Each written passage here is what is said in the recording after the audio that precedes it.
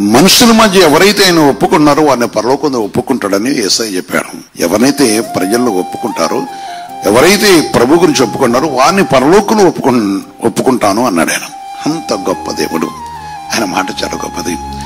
ఈనాడు కొన్ని కుటుంబాలు ఒప్పుకోటకు అందుకు అనుకూలంగా లేవు. ఎందుకంటే వారి క్రియలు జీవన దేవుని అవమానపరిచే కుటుంబాలుగా చాలా ఉంటాయి కదా. మీకు తెలుసు, మీ అంతరాత్మ తెలుసు. మన విషయాన్ని మనం చేస్తున్నప్పుడు మనకు తెలుసు, మనమేమైనా మనకు తెలుసు. నేనేమైనానో నా ప్రవర్తన ఏంటో సంగతి నాకు తెలుస్తుంటది. కనుక దోషారోపణ చేసినప్పుడు మనిషి ప్రత్యర్థపడవచ్చు. ఏదైనా సరే ఈరోజు దేవుడు చెప్తున్న గొప్ప మాట, యెహోవా రెక్కల కింద సురక్షితంగా నుండినట్లు నీవు వచ్చితివి.